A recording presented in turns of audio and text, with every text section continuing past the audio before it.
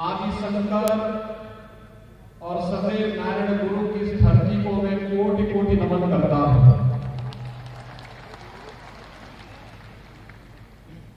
केरल की धरती पर हम सबको गौरव की अनुभूति होती है, क्योंकि पूरे भारत की एकता और अखंडता में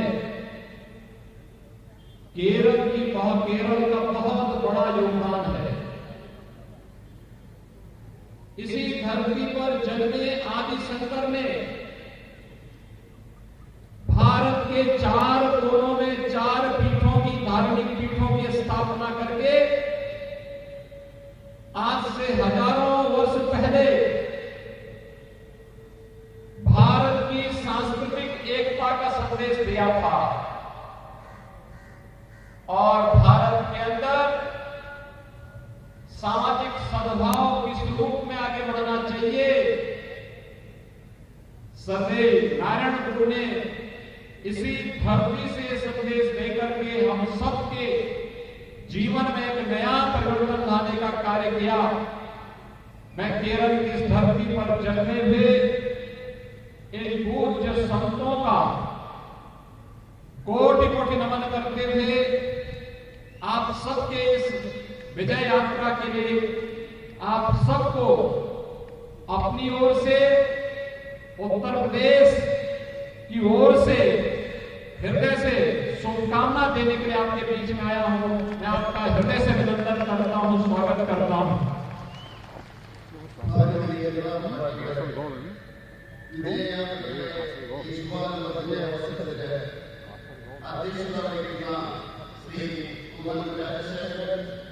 भारतीय जनता पार्टी संस्थान मुख्य श्री केंद्र मंत्री श्री वी मुरलीधरन, സുഹൃത്ത് ശ്രീ BC തോമസ്, വേദിയുടെ അതുപോലെ തന്നെ ഇവിടെ സന്നിഹിതരായിരിക്കുന്ന നേതാക്കളെ, അതുപോലെ തന്നെ ഈ മഹാജന സഞ്ചയത്തെ ഞാൻ കണ്ടിട്ട് എനിക്ക് സന്തോഷം വരികയാണ്.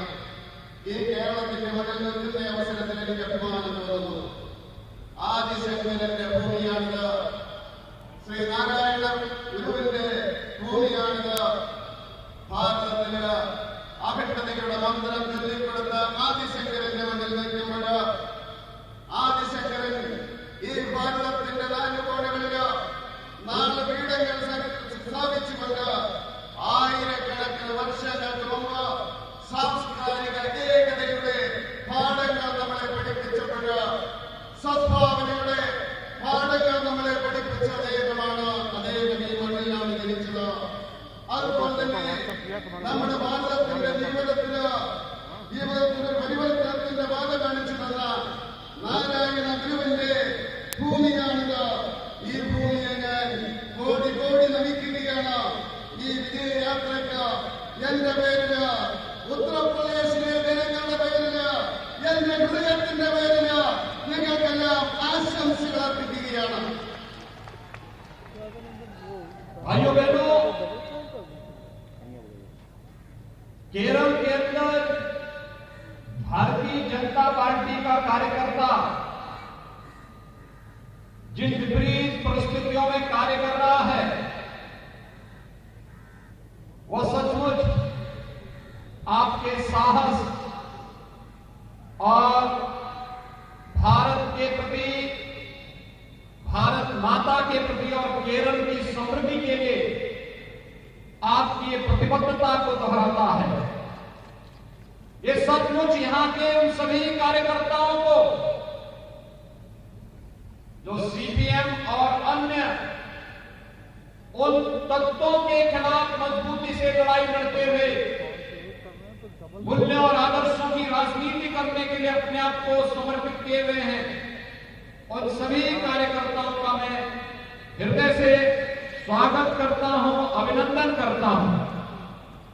സഹോദരി സഹോദരന്മാരെ, ഈ കേരളത്തിലെ ഭാരതീയ ജനതാ പാർട്ടിയുടെ പ്രവർത്തകര് എത്രമാത്രം വിപരീതമായിട്ടുള്ള സാഹചര്യത്തിലാണ് കഷ്ടപ്പെട്ടുകൊണ്ട് പ്രവർത്തിക്കുന്നതെന്ന് എനിക്ക് മനസ്സിലാക്കുവാൻ സാധിക്കും. ഭാരതമാതായുടെ ആത്മാ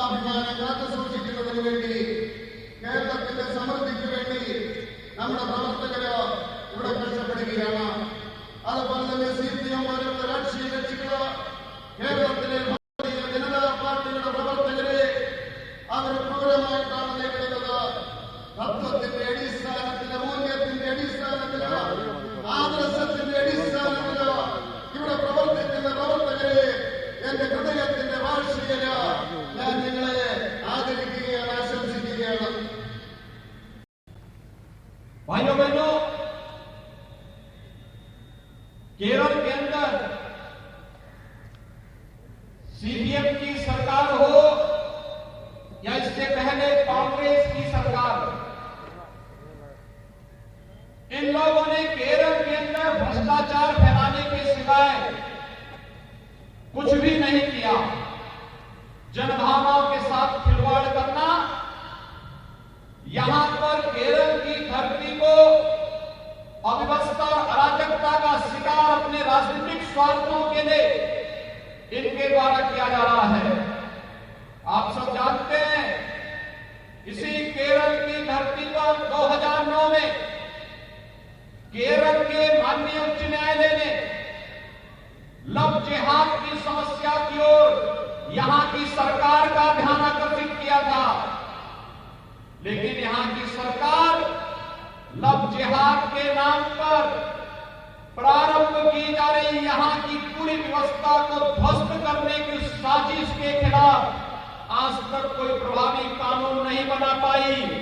लेकिन उत्तर प्रदेश के अंदर कुछ ही केस आए थे, लव जिहाद के खिलाफ एक सख्त कानून बना करके हम लोगों ने ऐसे तत्वों के खिलाफ कार्रवाई करना प्रारंभ किया है। സഹോദരി സഹോദരന്മാരെ, ഈ കേരളത്തില് സിപിഎമ്മിന്റെ സർക്കാരാണെങ്കിലും കോൺഗ്രസിന്റെ സർക്കാരാണെങ്കിലും അഴിമതി മാത്രമാണ് ജനങ്ങൾക്ക് പ്രദാനം ചെയ്യുന്നത്. ജനങ്ങളുടെ പ്രശ്നങ്ങൾ പരിഹരിക്കുവാൻ വേണ്ടി ഈ മണ്ണില് അവരൊന്നും ചെയ്തിട്ടില്ല. ഈ ഭൂമിയില്, കേരളത്തിന്റെ ഭൂമിയില് അവ്യവസ്ഥയും അതുപോലെ തന്നെ അരാജകത്വവും കൊണ്ടുവരുവാൻ വേണ്ടിയാണ് അവർ ശ്രമിച്ചിട്ടുള്ളത്. 2009 ഈ കേരളത്തിന്റെ ന്യായാലയം പറയുകയുണ്ടായി, ഈ കേരളത്തില് ലവ് ജിഹാദുണ്ട് എന്ന്. എന്നാൽ ആ ലവ് ജിഹാദിനെ നിയന്ത്രിക്കുന്നതിന് വേണ്ടിയുള്ള നടപടികളൊന്നും സ്വീകരിച്ചില്ല എന്ന് മാത്രമല്ല, അതിനനുകൂലമായിട്ടുള്ള നടപടികളാണ് ഇവിടുത്തെ സർക്കാർ സ്വീകരിച്ചുകൊണ്ടിരിക്കുന്നത്. എന്നാൽ ഉത്തർപ്രദേശിലെ സർക്കാർ ആ ലവ് ജിഹാദിനെ നിയന്ത്രിക്കുന്നതിന് വേണ്ടി ശക്തമായിട്ടുള്ള നിയമമുണ്ടാക്കി എന്ന് പറയുവാൻ ഞാൻ ആഗ്രഹിക്കുകയാണ്. मित्रों, लव जिहाद के बारे में यहां की न्यायालय ने 2009 में इस बात को स्पष्ट किया था कि लव जिहाद केरल जैसे स्टेट को इस्लामिक स्टेट बनाने की साजिश का हिस्सा है। उस सब के बावजूद यहां की सरकार सोई हुई है, उसे चिंता नहीं है न सुरक्षा की और न ही इसकी आड़ में केरल के खिलाफ और देश के खिलाफ की जा रही साजिश के बारे में कोई प्रभावी कार्रवाई नहीं हो पा रही है। हम सबको इसके खिलाफ जागरूक होना पड़ेगा और इसीलिए आज केरल की आवश्यकता है भारतीय जनता पार्टी। भारतीय जनता पार्टी न केवल आपको समृद्धि का बल्कि प्रत्येक नागरिक को बिना भेदभाव के सुरक्षा की गारंटी भी दे सकती है। സുഹൃത്തുക്കളെ, കേരളത്തിന്റെ നീതിപീഠം 2009 പറയുകയുണ്ടായി, ലവ് ജിഹാദ് കേരളത്തില് ഒരു ഇസ്ലാമിക് സ്റ്റേറ്റ് ഉണ്ടാക്കുന്നതിന് വേണ്ടിയുള്ള ശ്രമമാണ് എന്ന് പറയുകയുണ്ടായി. പക്ഷേ ഇവിടെ ഭരിക്കുന്നത് ആരായാലും കേരളത്തിന്റെ സുരക്ഷയ്ക്ക് വേണ്ടിയല്ല, ദേശത്തിന്റെ സുരക്ഷയ്ക്ക് വേണ്ടി അല്ല അവർ ഭരിക്കുന്നത്. അതിനുവേണ്ടിയുള്ള നടപടികൾ അവർ സ്വീകരിച്ചില്ല. നമ്മളെ സംബന്ധിച്ചിടത്തോളം ജാഗ്രത പുലർത്തേണ്ടിയിരിക്കുന്നു. കേരളത്തിന്റെ ആവശ്യം ഭാരതീയ ജനതാ പാർട്ടി ജയിക്കുക എന്നുള്ളതാണ്. കേരളത്തിന് എല്ലാവിധ സമൃദ്ധിയും നൽകുക എന്ന് മാത്രമല്ല, ഓരോ പൗരനും ഭേദഭാവമില്ലാതെ അവന് ക്ഷേമ പ്രവർത്തനങ്ങൾ നടത്തുക എന്നുള്ളതാണ് ഭാരതീയ ജനതാ പാർട്ടിയുടെ ലക്ഷ്യം. भाइयों बहनों, केरल के अंदर यहां की वर्तमान सरकार कैसे जनभावनाओं के साथ खिलवाड़ कर रही है, सबरीमाला प्रकरण उसका एक उदाहरण है। एक तरफ सबरीमाला के नाम पर जनभावनाओं का कार्य यहां की सरकार करती है और दूसरी तरफ यहां पर कुछ ऐसे संगठनों को अराजकता फैलाने की छूट सरेआम दी जाती है जो यहां के मंदिरों और चर्चों पर हमला करके जनभावनाओं के साथ खिलवाड़ करते हैं।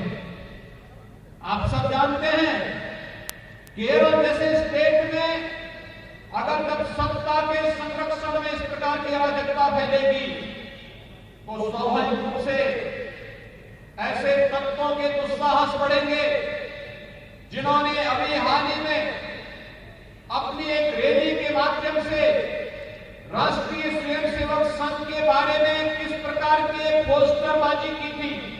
वे पोस्टरबाजी इस बात को साबित करती है कि उनकी मंशा भारतीय जनता पार्टी आरएसएस या फिर इस देश के लिए और केरल के प्रति किस प्रकार की है। हमें समय रहते इस प्रकार की साजिश के खिलाफ और जो साजिश का हिस्सा यहां की सरकार बन रही है उस साजिश को समय रहते उसके खिलाफ सजग होकर के प्रत्येक केरलवासी को जागरूक करना होगा। केरल की सरकार सबरीमाला के प्रकरण में जनास्था के साथ खिलवाड़ करती है, लेकिन आपने देखा होगा उत्तर प्रदेश में जनभावना का सम्मान करते हुए अयोध्या में प्रधानमंत्री मोदी जी ने भव्य राम मंदिर के कार्य का शुभारंभ किया है। भव्य राम मंदिर के निर्माण का कार्य ये भारत के राष्ट्र मंदिर के निर्माण के कार्यक्रम को आगे बढ़ाने का है। ये केवल एक मंदिर नहीं बल्कि भारत की आस्था को सम्मान देने का कार्य किया गया है और भारत की इस आस्था के सम्मान के लिए केरल की ओर से जो योगदान दिया गया है तो दिया जा रहा है। मैं इसके लिए केरल की जनता का हृदय से अभिनंदन करता हूं, आभार व्यक्त करता हूं।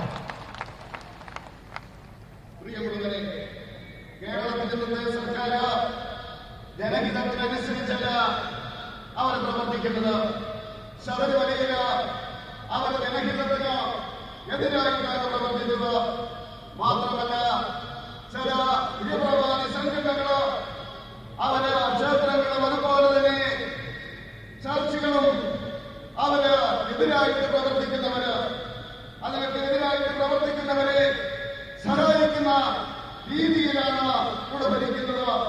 ഈ അടുത്ത കാലഘട്ടത്തില് നിങ്ങൾ ഇവിടെ ഒരു റാലി കണ്ടു. എന്തായിരുന്നു? കണ്ണൂർ ജില്ലയിലാണ്. എന്തായിരുന്നു ആ റാലി? ആർഎസ്എസിനെയും അതുപോലെ തന്നെ അങ്ങനെയുള്ള രാഷ്ട്രസ്നേഹ സംഘടനകളെ ആക്ഷേപിക്കുന്ന രീതിയിലുള്ള ഒരു റാലിയും പോസ്റ്ററുമാണ് അത് ഇറക്കിയത്. ഈ രാജ്യത്തെ തകർക്കുന്നതിന് വേണ്ടിയുള്ള രാജ്യത്തിന് വേണ്ടിയുള്ള ചിന്തയെ തകർക്കുന്നതിന് വേണ്ടിയുള്ള ഗൂഢാലോചനയാണ് നടക്കുന്നത്. തീർച്ചയായിട്ടും നമ്മളെ സംബന്ധിച്ചിടത്തോളം ജാഗ്രത പുലർത്തേണ്ടിയിരിക്കുന്നു. ഈ രാജ്യത്തിന് വേണ്ടി ജാഗ്രത പുലർത്തേണ്ടിയിരിക്കുന്നു.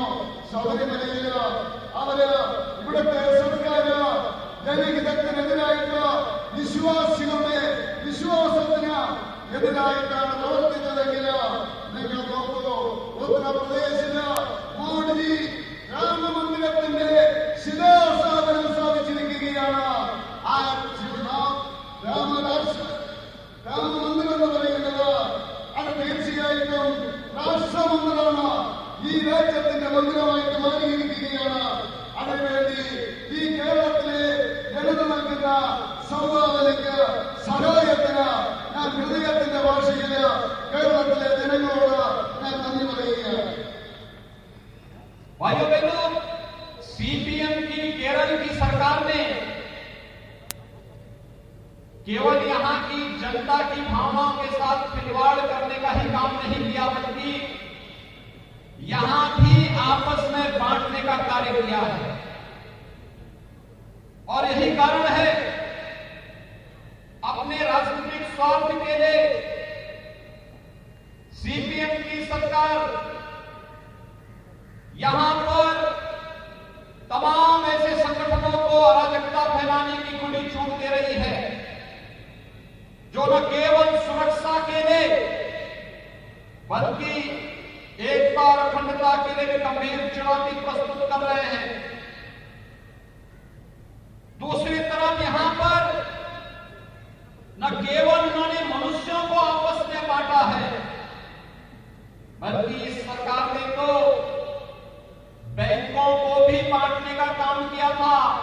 हवाल नाम का एक नया बैंक खोलने की कुछ चेष्टा केरल के अंदर करने का प्रयास इस प्रकार की विभाजनकारी मानसिकता को ये प्रदर्शित करता है। हमें विभाजन नहीं, हमें तो अपनी संस्थाओं को मजबूती के साथ आगे बढ़ाने और उसके माध्यम से प्रत्येक नागरिक के जीवन में खुशहाली लाने का कार्य करना है। आज प्रधानमंत्री मोदी जी के नेतृत्व में पूरे देश के अंदर जो अभियान चला है, सबका साथ, सबका विकास और सबका विश्वास, इस अभियान के साथ जुड़ करके प्रत्येक केरलवासी भी शासन की योजना से लाभान्वित हो सके। यह कार्य भारतीय जनता पार्टी अपने सहयोगी दलों के साथ मिलकर के करेगी और इसे यहाँ के जन जन तक पहुंचाने की आवश्यकता है कि भारतीय जनता पार्टी ही जैसे मोदी जी के नेतृत्व में पूरे देश के अंदर गरीब कल्याण की योजनाओं को, नौजवानों के लिए योजनाओं को, महिलाओं के लिए की जाने वाले तमाम प्रकार के कार्यक्रमों को लेकर के आगे बढ़ रही है। वही कार्य केरल के अंदर भी होना चाहिए और केरल के अंदर भारतीय जनता पार्टी ही इस कार्य को आगे बढ़ाएगी। इसके लिए आज आप सबका आह्वान करने के लिए मैं आपके बीच यहां पर उपस्थित हुआ हूं। സഹോദരി സഹോദരന്മാരെ, CPM-ന്റെ ഭരണം കേരളത്തിലെ ജനവികാരവുമായിട്ട് അവരെല്ലാം ഏറ്റുമുട്ടുകയാണ്. ഈ അവസരത്തിൽ അവർ ജനങ്ങളെ വിഭജിക്കുന്നതിന് വേണ്ടിയുള്ള രാഷ്ട്രീയമാണ് കളിക്കുന്നത്. ഇവിടുത്തെ തീവ്രവാദി സംഘടനകൾക്ക് അവരെ സഹായപ്പെടുത്തുകൊണ്ട് ഇവിടെ അരാജകത്വം ഉണ്ടാക്കുകയാണ്. ഏകതയ്ക്കും അഹിംസയ്ക്കും എതിരായിട്ട് അവർ പ്രവർത്തിച്ചുകൊണ്ടിരിക്കുകയാണ്. ഇവിടുത്തെ ജനങ്ങളെ വിഭജിക്കുവാൻ വേണ്ടി അവർ ശ്രമിച്ചുകൊണ്ടിരിക്കുന്നു. ജനങ്ങളെ വിഭജിക്കുക മാത്രമല്ല, ബാങ്കുകളെ അവർ വിഭജിക്കുന്നു. ഹലാൽ ബാങ്ക് എന്ന് പറഞ്ഞുകൊണ്ട് ഒരു ബാങ്ക് ഇവിടെ സ്ഥാപിക്കുവാൻ വേണ്ടി അവർ ശ്രമിക്കുകയാണ്. മനുഷ്യനെയും തമ്മിലടിപ്പിക്കുന്നതിന് വേണ്ടി ഇതിനെതിരെ മാനവീയതയുടെ ശബ്ദമായിട്ട് നാം ശക്തമായിട്ട് മുന്നോട്ട് നീങ്ങേണ്ടിയിരിക്കുന്നു. നമ്മുടെ പദ്ധതി എന്ന് പറയുന്നത് ജാതിയും മതവും നോക്കാതെ ഓരോ പൗരനും അവന്റെ വികസനത്തിനുള്ള, അവന് മുന്നോട്ട് പോകുന്നതിനുള്ള പദ്ധതികളാണ്. നരേന്ദ്രമോദിയുടെ നേതൃത്വത്തിലുള്ള പദ്ധതികളാണ്. സബ്കാ സാത്ത്, സബ്കാ വികാസ്, സബ്കാ വിശ്വാസ് എന്നുള്ള മുദ്രാവാക്യം ഉയർത്തിപ്പിടിച്ചുകൊണ്ട് എല്ലാവരെയും ഒരുമിച്ച് നിർത്തിക്കൊണ്ട് അങ്ങോട്ട് മുന്നോട്ട് പോകുകയാണ്. കേരളത്തിൽ ഭാരതീയ ജനതാ പാർട്ടിയോടൊപ്പം ഇവിടുത്തെ ഘടകകക്ഷികളും അതിന് സഹായം നൽകുകയാണ്. അതുകൊണ്ട് എനിക്ക് പറയുവാനുള്ളത് ക്ഷേമ പദ്ധതികള്, ജനങ്ങൾക്ക് വേണ്ടിയുള്ള ക്ഷേമ പദ്ധതികള്, യുവാക്കൾക്ക് വേണ്ടിയുള്ള പദ്ധതികള്, മഹിളകൾക്കുള്ള പദ്ധതികള്, അതെല്ലാം തന്നെ ഓരോ പൗരനിലെത്തണം. ജനങ്ങളോട് പറയണം. അങ്ങനെ ഭാരതീയ ജനതാ പാർട്ടി ഈ കേരളത്തില് വിജയിക്കുന്നതിനുള്ള അന്തരീക്ഷം ഉണ്ടാക്കണമെന്ന് അഭ്യർത്ഥിക്കുന്നതിന് വേണ്ടിയാണ് ഞാനിവിടെ എത്തിയിരിക്കുന്നത്. भाइयों बहनों, केरल के अंदर चाहे LDF रहा हो या UDF, ये दोनों भ्रष्टाचार की प्रतीक रहे हैं। यहां की जनता को शासन की योजनाओं से वंचित करने वाले रहे हैं। उत्तर प्रदेश देश के अंदर आबादी के हिसाब से सबसे बड़ा राज्य है। 24 करोड़ की आबादी उत्तर प्रदेश में निवास करती है और उस 24 करोड़ की आबादी में आपने देखा होगा कोरोना प्रबंधन किस रूप में होता है। उत्तर प्रदेश के अंदर आज के दिन पर 2000 से भी कम एक्टिव केस कोविड के उत्तर प्रदेश के अंदर बचे हैं।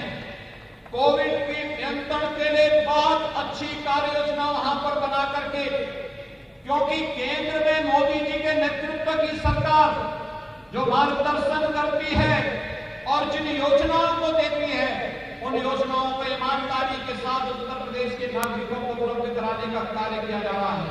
और इसलिए बेहतर कोविड प्रबंधन के लिए WHO ने भी उत्तर प्रदेश सरकार की सराहना की है। आखिर कोविड नियंत्रण केरल के अंदर क्यों नहीं होता है? केरल की सरकार, यहाँ के मुख्यमंत्री और यहाँ की सरकार तो पहले उत्तर प्रदेश के हेल्थ इंफ्रास्ट्रक्चर पर हंसती थी, लेकिन आज दुनिया कोविड प्रबंधन में फेल होने के लिए केरल की सरकार पर हंस रही है। केरल की सरकार को केरल की जनता के सामने इसका जवाब देना चाहिए। സുഹൃത്തുക്കളെ, കേരളത്തില് LDF ആയാലും UDF ആയാലും അത് അഴിമതിയുടെ പ്രതീകങ്ങളായിട്ട് മാറിയിരിക്കുകയാണ്. ഭരണത്തിലൂടെ ജനങ്ങൾക്ക് ആനുകൂല്യങ്ങൾ നൽകാതെ അവര് അവഗണിക്കുകയാണ്. എന്നാൽ UP എന്നാണ് വരുന്നത്. ഇന്ത്യയിലെ ഏറ്റവും കൂടുതൽ ജനസംഖ്യയുള്ള സംസ്ഥാനമാണ് UP. 24 കോടി ജനങ്ങളാണ് UPയിലുള്ളത്. ആ 24 കോടി ജനങ്ങളുള്ള UPയില് കൊറോണ എങ്ങനെ നിയന്ത്രിച്ചു എന്ന് നിങ്ങൾ മനസ്സിലാക്കണം. ഇന്ന് 2000-ൽ കുറവാണ്. അവിടെ ഈ കൊറോണ കേസസ് ഏതായാലും UP ശക്തമായിട്ടുള്ള നടപടികൾ എങ്ങനെയാണോ മോഡി നിർദ്ദേശിച്ചത് അതിന്റെ അടിസ്ഥാനത്തില് പദ്ധതികൾ നടപ്പിലാക്കി. അതുകൊണ്ട് അവരെ കൊറോണ നിയന്ത്രിക്കുവാൻ സാധിച്ചു. ലോക ആരോഗ്യ സംഘടന UPയെ അഭിനന്ദിച്ചിരിക്കുകയാണ് ശക്തമായിട്ടുള്ള നടപടികൾ സ്വീകരിച്ചതിന്. എന്തുകൊണ്ട് കേരളത്തിലെ സർക്കാരിന് നിയന്ത്രിക്കാൻ സാധിക്കുന്നില്ല? ഒരു കാലഘട്ടത്തിൽ കേരളത്തിലെ മുഖ്യമന്ത്രി UPയുടെ കാര്യം പറഞ്ഞ് ചിരിക്കുമായിരുന്നു. ഇന്ന് ലോകം മുഴുവൻ കേരളത്തിലെ സർക്കാരിന്റെ പരാജയം ചൂണ്ടിക്കാണിച്ചുകൊണ്ട് ചിരിക്കുകയാണ്. അങ്ങനെ ഈ സർക്കാർ പരാജയപ്പെട്ടിരിക്കുകയാണ് കോവിഡ് നിയന്ത്രിക്കുന്ന കാര്യത്തില്. केरल के अंदर यहाँ का युवा यहाँ पर ईमानदारी से नौकरी न मिलने के कारण केरल से पलायन करने के लिए मजबूर हो रहा है। और उत्तर प्रदेश में 4 वर्ष में 4 लाख नौजवानों को सरकारी नौकरी पूरी पारदर्शी ईमानदारी के साथ उत्तर प्रदेश सरकार ने उपलब्ध करवाई है। केरल की बहुत सारी बहनें तो उत्तर प्रदेश के अंदर भी वहां पे शासकीय सेवा में भी और निजी क्षेत्र की सेवा में भी कार्य कर रही हैं। कहीं कोई समस्या उनके सामने नहीं है। यही नहीं, निजी क्षेत्र में भी भारी पैमाने पर निवेश को उत्तर प्रदेश के अंदर आमंत्रित किया गया है। और केंद्र सरकार की मदद से उत्तर प्रदेश में वर्तमान में 30 नए मेडिकल कॉलेज बनाए जा रहे हैं। 40 लाख गरीबों को एक आवास उपलब्ध कराया गया है। 1,38,00,000 से अधिक लोगों को विद्युत का कनेक्शन उपलब्ध करवाया गया है। 2,61,00,000 से अधिक लोगों के लिए स्वयं उनके टॉयलेट उपलब्ध कराए गए हैं। और यही नहीं, आयुष्मान भारत के अंदर उत्तर प्रदेश के लगभग 10 करोड़ लोगों को हम लोगों ने 5 लाख रुपए की स्वास्थ्य बीमा का कवर देने का काम भी उत्तर प्रदेश के अंदर उपलब्ध किया है। आखिर केरल के अंदर इन योजनाओं का लाभ केरल की जनता को क्यों नहीं मिल पा रहा है? क्योंकि केरल की सरकार रुचि नहीं लेती, उसकी इन योजनाओं में रुचि भी नहीं। आपके सामने उदाहरण है जल जीवन मिशन का। जल जीवन मिशन का मतलब हर घर नल। प्रधानमंत्री मोदी जी ने हर व्यक्ति के लिए शुद्ध पेयजल की आपूर्ति के लिए भारत सरकार पर्याप्त मात्रा में व्यवस्था कर रही है। और प्रत्येक नागरिक के तक शुद्ध पेयजल की उपलब्धता हर घर तक पहुंचाने के लिए जल जीवन मिशन की घोषणा की और उसे लागू किया। लेकिन केरल की सरकार एक तो समयबद्ध ढंग से इस योजना को लागू नहीं कर पा रही है, और दूसरा इस योजना को भी अपने नाम पर चस्पा करके जबरन इसका श्रेय देने का प्रयास कर रही है। यानी आवास भी नहीं देगी गरीबों को, गरीबों का शौचालय भी नहीं बनाएगी, आयुष्मान भारत का लाभ भी गरीबों को नहीं उपलब्ध होगा। और अगर कोई योजना केंद्र सरकार के द्वारा, मोदी जी के द्वारा प्रत्येक नागरिक के लिए उपलब्ध कराई जाती है, तो इस योजना में भी मोदी जी और केंद्र सरकार का नाम कटवाने का प्रयास होता है। पैसा तो देते हैं, लेकिन योजनाओं के नाम साथ प्रधानमंत्री जी और केंद्र सरकार का नाम जोड़ने में संकोच होता है। भाइयों बहनों, हमें केरल सरकार की वास्तविकता को समझने का प्रयास करना चाहिए। इनका विकास में नहीं, केरल के विकास में नहीं, केरल के नागरिकों के उत्थान में नहीं, बल्कि केवल सीपीएम के कैडर के विकास में इनकी रुचि है। और सीपीएम के कैडर के विकास के लिए केरल की जनता के साथ धोखा बंद होना चाहिए। और यही आह्वान करने के लिए आज आपके बीच में हम लोग आए हैं। नमस्कार, मैं हूं मानक गुप्ता। अगर आपको हमारा ये वीडियो पसंद आया हो तो इसे लाइक और शेयर जरूर करें। और हां, हमें सब्सक्राइब और फॉलो करना ना भूलें, ताकि आप देश और दुनिया की कोई खबर मिस ना करें। तो जुड़े रहिए हमारे साथ और देखते रहिए न्यूज़ 24।